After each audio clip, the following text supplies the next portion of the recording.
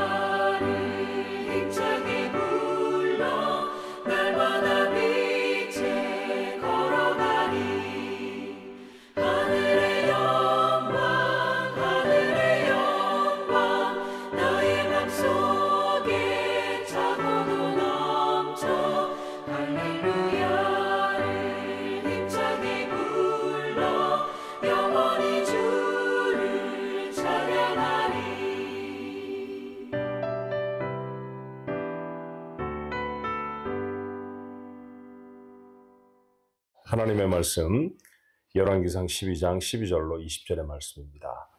오늘 5월 2일 본문으로 주신 말씀은 열왕기상 12장 12절로 20절의 말씀이에요. 자, 한 목소리로 같이 한번 읽어볼까요? 3일 만에 여로보암과 모든 백성이 르호보암에게 나아왔으니 이는 왕이 명령하여 이르기를 3일 만에 내게로 다시 오라 하였습니다. 왕이 포악한 말로 백성에게 대답할세 노인의 자문을 버리고 어린 사람들의 자문을 따라 그들에게 말하여 이르되 내 아버지는 너희의 멍에를 무겁게 하였으나 나는 너희의 멍에를 더욱 무겁게 할지라. 내 아버지는 채찍으로 너희를 징계하였으나 나는 전갈 채찍으로 너희를 징치하리라 하니라. 왕이 이같이 백성의 말을 듣지 아니하였으니 이 일은 여호와께로 말미암아 난 것이라. 여호와께서 전에 실로 사람 아히야로 느바세 아들 여로보암에게 하신 말씀을 이루게 하심이더라. 온 이스라엘이 자기들의 말을 왕이 듣지 아니함을 보고 왕에게 대답하여 이르되 우리가 다윗과 무슨 관계가 있느냐? 이새의 아들에게서 받을 유산이 없도다. 이스라엘아 너희 장막으로 돌아가라. 다윗이여 이제 너는 내 집이나 돌아보라 하고 이스라엘이 그 장막으로 돌아가니라. 그러나 유다 성읍에 사는 이스라엘 자손에게는 르호보암이 그들의 왕이 되었더라. 르호보암 왕이 역군의 감독 아도람을 보내었더니 온 이스라엘이 그를 돌로 쳐 죽인지라. 르호보암 왕이 급히 수레에 올라 예루살렘으로 도망하였더라. 이에 이스라엘이 다윗의 집을 배반하여 오늘까지 이르렀더라. 온 이스라엘이 여로보암이 돌아왔다 함을 듣고 사람을 보내 그를 공회로 청하여 온 이스라엘의 왕으로 삼았으니 유다 지파 외에는 다윗의 집을 따르는 자가 없으니라. 아멘. 아멘 하시기가 좀 불편하고 부담스러운 말씀이죠. 예. 솔로몬의 시대가 끝나고 이제 솔로몬의 아들 르호보암이 왕이 되었습니다. 오늘 근데 르호보암은 솔로몬만큼 지혜로운 왕이 못 되었던 것 같아요. 여러분이 이 사건의 배경을 어제 묵상을 하셔서 아시죠? 여로보암을 중심으로 한 이스라엘 백성들이 새로이 왕이 된 르호보암에게 나와서 이름이 그러고 보니까 참 비슷합니다. 그렇죠? 여로보암, 르호보암. 르호보암이 솔로몬의 아들입니다. 르호보암에게 나와서 말합니다. 왕의 아버지 시절에 저희들이 세금의 부담도 너무 무겁고 그리고 건축을 하는데 동원되어서 너무나 힘겹고 어려워서 이제는 조금 세금도 감해 주시고 저희들이 역군으로 동원되는 것도 좀 줄여주셨으면 좋겠습니다. 이렇게 부탁을 했어요. 이 말을 듣고서는 어떻게 해야 좋을까? 르호보암이 아마 고민을 했던 것 같습니다. 두 종류의 사람들에게 자문을 구하죠. 한 종류의 사람들은 아버지와 함께 국정을 했던 노인들, 원로 대신 그 정도 하면 어떨까요? 예, 그분들에게 물어봅니다. 여로보암이 여차저차 말을 합니다. 제가 뭐라고 대답하면 좋겠습니까? 그때 노인들이 그렇게 대답을 해주어요. 당신이 백성을 섬기는 자가 되어져서 저들에게 좋은 말을 하면, 그러니까 세금을 좀 감해주겠다. 앞으로 큰 공사에 동원되는 일은 없을 것이다. 그렇게 얘기를 해주면 저들이 평생토록 왕을 섬길 겁니다. 이렇게 조언을 합니다. 그렇게 말을 하라는 것이죠. 그런데 르호보암은 또 젊은 사람들은 뭐라고 대답하는가 궁금했어요. 그래서 자신과 함께 자라난 자신과 비슷한 세대의 사람들이죠. 그 사람들에게 묻습니다. 여로보암이 이렇게 나한테 청을 가져왔는데 뭐라고 대답하면 좋겠느냐? 그랬더니 자신과 함께 이제 나라를 운영해 나가는 사람들이죠. 그 젊은 연배의 사람들이 말을 합니다. 아버지보다 더 심하게 하겠다고 대답하십시오. 이건 필시 아버지의 권위에 눌려있던 사람들이 왕이 아들이신 왕께서 이제 왕이 되었으므로 그 권위에 도전하는 것입니다. 그러니까 단호하게 나는 더 강한 왕이다. 그렇게 피력하셔야 앞으로 나라를 지도하는데 어려움이 없으실 것입니다. 그렇게 대답을 합니다. 어떤 대답이 더 맞는 걸까요? 르호보암은 젊은 사람들의 조언을 따라서 대답을 하죠. 아버지가 너희들에게 지워진 짐보다 나는 훨씬 더 무겁게 할 것이다. 그러니까 내 앞에서 꼼짝도 하지 마라 라고 하는 이야기인데 오늘 반응은 꼼짝도 하지 않는 것이 아니라 아예 나라가 반쪽이 나버리고 말았어요. 르호보암을 따르는 이스라엘 사람들. 이스라엘이라고 하는 이름은 팔레스타인 땅에 와서 살던 야곱의 12지파 모두를 통칭하는 말인데 그들 중에 많은 부류 그런 뜻이기도 합니다. 10개의 지파 사람들은 더 이상 다윗의 집안의 통치를 받지 않기로 합니다. 르호보암을 왕으로 인정할 수 없다는 것이죠. 그리고 이 일을 앞서서 행하였던 여로보암을 르호보암 대신 자신들의 왕으로 삼습니다. 그러니까 팔레스타인 땅 이스라엘의 왕이 둘이 생겨버린 거예요. 북쪽 나라를 우리는 그래서 이스라엘 10개의 지파입니다. 남쪽에 오늘 본문의 말씀은 유다 지파만 그랬습니다만 유다와 베냐민 이 두 지파가 다윗의 집안을 따르는 지파가 되어져서 남왕국 유다 그렇게 부르죠. 그래서 이 이후로는 남북 왕국으로 나누어져서 각각이 멸망할 때까지 존속을 하게 되어져요. 안타까운 일입니다. 400년 동안 종살이를 하던 이스라엘 백성을 건지셔서 40년을 광야를 걸어와 그곳에서 또 몇백 년 동안 싸우고 애를 써서 조정기를 거쳐서 이제 왕국을 이루었는데 그 왕국은 불과 120년 정도 지나고 난 다음에 분열되어 버리고 말아요. 그리고 그 분열의 한가운데 어리석은 왕 르호보암이 있었습니다. 노인들의 조언을 듣는 것이 훨씬 좋았을 것이다. 아니다. 젊고 새로운 참신한 신세대의 말을 듣는 게 좋을 것이다. 정치적인 입지나 정치 교과서에는 각각 답이 다를 수도 있을 거라 생각이 듭니다. 지금 우리가 연 것은요, 학교에서 공부하는 정치 교과서가 아니잖아요. 하나님의 말씀입니다. 이런 아쉬움이 들어요. 한 번쯤 하나님에게 물었으면 얼마나 좋았을까. 하나님, 여로보암이 세금을 줄여달랍니다. 하나님, 여로보암을 비롯한 이스라엘 백성들이 제게 와서 앞으로는 노동하는데 좀 덜 징발되었으면 좋겠습니다. 이렇게 말을 합니다. 어떻게 할까요? 그렇게 물었으면 참 좋았을 뻔하지 않았습니까? 또 어디를 보아도 하나님께 물었다는 말이 없죠. 노인들에게 묻고 젊은이들에게 물었습니다만 그보다 더 중요한 물음은 하나님을 향한 물음이어야지요. 그런 어리석은 왕이었습니다. 더 나아가서 상황에 대한 파악도 제대로 되어지지 않습니다. 솔로몬, 자신의 아버지의 시대와 자신의 시대는 좀 다르잖아요. 솔로몬 시대는 일단 성전이 없었죠. 왕궁도 제대로 없었습니다. 그래서 솔로몬은 성전도 지어야 하고 왕궁도 지어야 했습니다. 그 일들을 위해 많은 일꾼들을 동원할 수밖에 없었죠. 20여 년 동안 그의 통치의 반 정도는 이렇게 건축을 하느라 애를 쓰는 시절이었어요. 그래서 많은 돈이 필요했고 많은 일꾼들이 필요했습니다. 우리가 벌써 얼마 전에 오래전에 나누었던 말씀입니다만 얼마나 많은 인원들이 동원되어졌는지 얼마나 많은 비용을 필요로 했는지 우리가 살펴보아서 알지 않습니까? 근데 이제는 성전도 있잖아요. 그리고 르호보암은 아버지가 지어놓은 멋진 궁궐에도 살지 않습니까? 이제 그때처럼 그렇게 역군들을 동원할 필요도 없고요. 레바논의 백향목을 베어오기 위해서 수많은 재물을 드릴 필요도 없었을 것입니다. 조금쯤 세금을 경감해 주어도 좋지 않았을까요? 아마 그의 국고에는 돈이 필요했던 것보다도 이것을 자신의 권위에 대한 침해라고 생각했던 것 같아요. 그래서 그는 발끈하고 도리어 그들에게 더 엄격한 왕이 되기로 작정을 합니다. 백성들의 삶이 아버지 시절에 꼭 필요한 일이었지만 그 일들을 감당하며 참 많이 힘겨웠을 것이다 라고 하는 이해도 없죠. 백성이 없는 왕이 무슨 왕입니까? 그러니 백성을 살펴야죠. 어떤 면에서 노인들의 말은 참 지혜로운 말이었어요. 왕께서 백성을 섬기시면 그러면 백성도 왕을 섬길 것입니다. 오늘날의 지도자들에게도 꼭 필요한 덕목이 아닌가 싶습니다. 백성을 자신에게 위임되어져 있는 통치하도록 맡겨져 있는 사람들을 섬기려고 하지 않는 사람이 지도자의 자리에 있으면 필경은 어려움에 빠져버리고 말지요. 그렇게 그는 어리석은 지도자가 되어버렸고요. 결국 나라는 반토막이 나고 말았네요.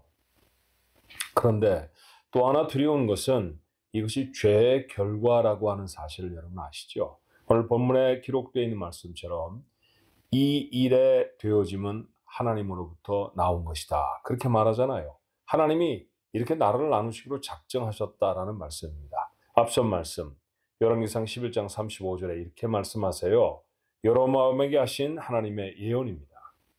내가 그의 아들의 손에서 나라를 빼앗아 그 10지파를 내게 줄 것이요.